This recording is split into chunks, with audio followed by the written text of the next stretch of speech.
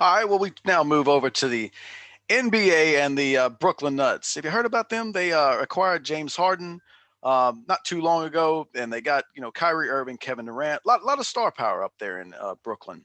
Uh, but they seemingly have they're in a rough stretch right now. After in James Harden's debut, they beat the Magic, then they beat the Bucks on a last minute shot by Kevin Durant.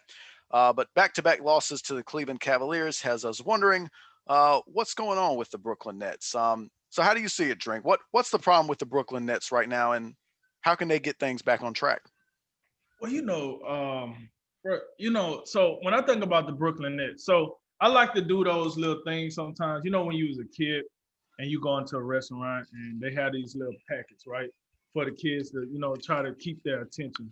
And sometimes in Yes. those packets, they have like these little diagrams where you connect the dots, or you connect this one to two, two to Hmm. three, four, et cetera, to make some type of constellation or some type of picture.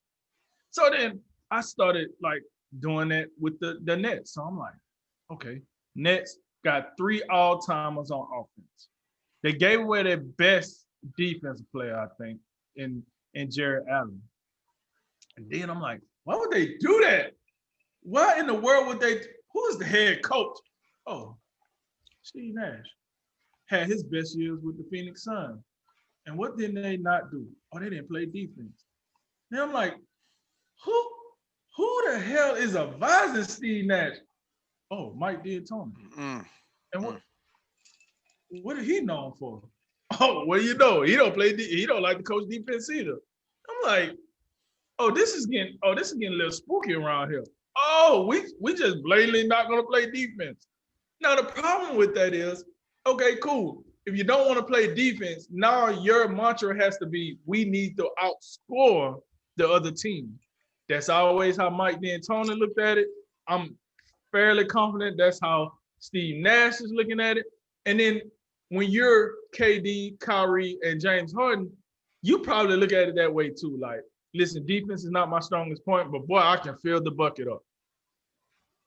All right. So if that was the strategy, cool. No big deal, guys. Let's just go out here. We'll throw up 130 and we'll call it a day. Well, then I said, okay, cool. That might happen. So then I see the first game against the Cavaliers. Now, we do know, as you reminded me, hey, James Harden came out the box swinging in his first game with the Nets.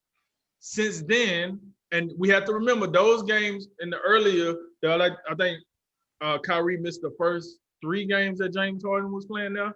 So those games was without Kyrie Irving. So we know when Kyrie Irving come back in the mix, we got to figure that out too. My problem with the Nets is this right now. It ain't about figuring out anything. It seems as if it can work schematic wise. KD, like you have said on multiple occasions, KD can play all over the court whenever, however. KD is a fit no matter how you do it.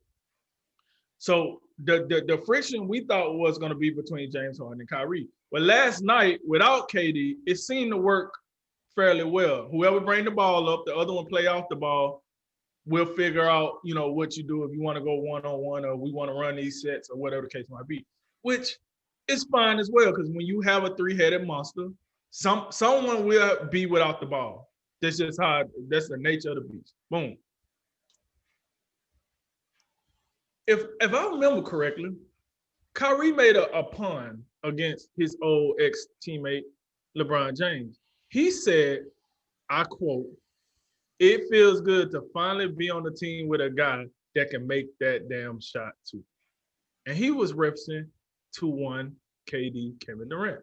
And I'm not against that because we have seen KD make shots. We have seen Kyrie make shots. But we also seen LeBron, it might not be as pretty as KD or Kyrie or James Harden, but it's still effective. If he drives to the goal and dunk on you and get an and one and make the free throw, it's just as effective. I don't care what you say. Um, so you would think, hey, if the game come down and it's on the line, they got three cold-blooded mother boobs that can make this shot. This should not be a problem. Well, it is a problem. And I think that's the biggest thing for the Nets right now is I just watched the other night. I watched KD he makes a three to beat Milwaukee. So I'm like, okay, cool. You got your this is what you asked for. This is what you want, a guy that can do this. But then after that, I watched him miss a game winner against Cleveland. I watched Kyrie miss a game winner. I watched James Harden miss a game winner. And the thing that they have in common with all three of those missed game winners is they lost all three games. Where they lost the 2 games to Cleveland. That's just listen. I don't know what need to happen. I don't know. It's almost like this. This is the best way I can compare it for my football fans. You remember 2 years ago, or was it last year, whenever Freddie Kitchens was the coach? You remember how we was talking about, yo, Cleveland traded away their best offensive lineman for Odell Beckham. Mm-hmm. Why did they do that? Like, they don't need Odell Beckham. Yeah, we know what Odell Beckham brings to a team, but why did Cleveland trade for him? You got a good enough wide receiver core. And we was all scratching our head like, I don't know. This is what the Nets did the NBA equivalent to that. They traded away their best defensive player to get another gifted offensive player, even though they got enough offense. So we scratching our head like, now that we see how the defense is playing, I don't know. I don't know about that. I don't know. So as I look at that, what the Nets really gonna have to do, they're gonna have to find a way to go and get some defensive help. Because you don't gotta know. I'm sorry, you don't gotta know. This ain't beating the Celtics. This ain't not a motivated Celtics team. I ain't talking about the team we seen last night. They got the young smoke, but it's look, the way Philadelphia playing right now, this ain't beating the 76ers. This not beating the Celtics. You beat Milwaukee on a last minute shot, but in 2 months, this ain't beating Milwaukee. Like, I don't know, man. It's looking a little shaky. They need to go get some defense. So if the Nets still got championship aspirations, as I think they do, because I keep hearing a lot of championship or bust, I hope that's not how y'all thinking, because it might be a bust if y'all keep playing like this. Then we got to figure it out. They need to make some trades. They need to make some signings. They need to do something defensively. This is not looking good. And if you keep depending on guys to just go one-on-one and make game-winning shots, that's not a recipe for success in the long term. So my thoughts on the Nets right now, this team need to go buy some damn defense, because this is not it. This is not it. This is not a championship level team right now, I don't think. You have championship level players, but this is not a championship level team. That organization needs to go to the drawing board and go find them some defense, because this is not going to cut it against the elites in the NBA. Yeah, this was kind of the question I had, off, this is the entire time, even before the season. Like, I think we know the Nets are, they're not going to have a lot of trouble scoring points. I mean, they're simply too gifted. And you add James Harden to that. I mean, you only increase that. You only increase the, the just offensive, avalanche that you can, bestow upon people. Not all that dissimilar. Probably like even greater than some of these Phoenix teams Mike D'Antoni, coached once upon a time. But as you say, and I think the comparison is worth exploring. Those teams, weren't all that much about defense, and these teams, and this team right here apparently isn't, is about the same way. I mean, you just look at their roster and you just look up and down and you say, like, who on this roster, do they have a guy who's calling card his defense? I mean, DeAndre Jordan, I guess maybe would you start there? At one point in time in his career, I don't think that's the case now. Yeah, but I'm with you. I'm not the biggest DeAndre Jordan fan anymore. I don't, he's got to be in his low 30s or whatever. He's a limited offensive player, and he can protect the rim, rebound. But I would have liked to see Jared Allen still be on this roster. Right. But I mean, you made the trade for James Harden. You went big, and I mean, it's just it's going to be incumbent upon this coaching staff to figure this out. And I don't think it's not Mike D'Antoni's DNA to coach defense. Steve Nash, I mean, he didn't win MVPs because he played defense. I mean, right. So James Harden and Kyrie Irving. Kyrie's not known for defense. James Harden's improved. He's gotten better, but he's still, right. I mean, he's known for his offense. KD can go both ways. I think but he, but he's still primarily, KD because of what he does scoring the ball. So it's just, I mean, and you can continue to go down the list. Joe Harris, he's a 3-point shooter. I mean, Landry Shamet, 3-point shooter. I mean, so their team is so offensively oriented that, I mean, there's gonna have to be some guys, whoever it is, that are just gonna have to, there's gonna have to be some role reversals. A guy's gonna have to make some sacrifices. There's gonna have to be some guys that take it upon themselves to get better on defense, or you know take a few less shots, to go at, locking down on the other end, because everybody can't score all the time. Scoring is not going to be the problem, but when you allow a team to shoot, in low 50% from the floor, I mean, you're already behind the power curve. That's what Cleveland did in these two games, and they shot a high percentage. And I believe I saw a stat, not to a little bit earlier this morning, that 40% of the Cleveland Cavaliers shot attempts in these two games were uncontested. That really isn't even, you know, talk about X's and O's. That's an effort issue probably. So, Right.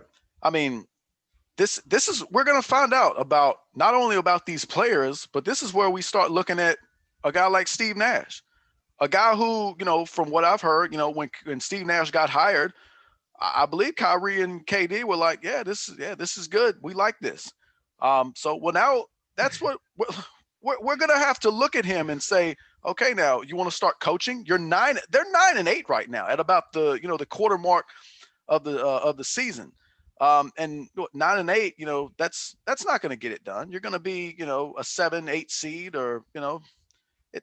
And this team, as you say, this is when you have James Harden, Kyrie Irving, and Kevin Durant, nothing less than a championship, I think, will be acceptable in the end. But at the same time, on the other side of this, to play a little bit of devil's advocate, when This you player. when, when you bring this amount of star power together, it does take time. This is only James Harden's fourth game, and KD in the second of these two games didn't even play, so they have that. Maybe Cleveland is a little bit better than we give them credit for. They're right now, I Right. believe they're in the 5 slot. So I mean, they got Andre Drummond, Colin Sexton's playing great, Jared Allen, Brooklyn trades to Cleveland. He had 2 good games. We know he can play. Darius So Garland. Darius Garland. So I mean, Cleveland could be a team that's a little bit on the rise. Um, and I mean, we've seen similar things this before. If you go all the way back to the first season LeBron had in Miami with D Wade and Chris Bosh. I mean, they Right. were 8-7 or something like that early on in their first year. It takes time, but when you bring this amount of star power together and you don't see instant results, it's a natural thing for people to get impatient. And it would Right. definitely be in their best interest to get things turned around quickly, because the East it's not the same old East. We know about Milwaukee. We know about Boston. Philly's off to a really nice start. Seems like Doc Rivers is doing good things up there. I think Joel Embiid is off to a really good start this season. So it's a competitive Eastern Conference. It's not a foregone conclusion, even though it may look like they're the most talented team. It's gonna take more than talent, and it's gonna take some amount of defense and resistance for Brooklyn to go where we think they should go.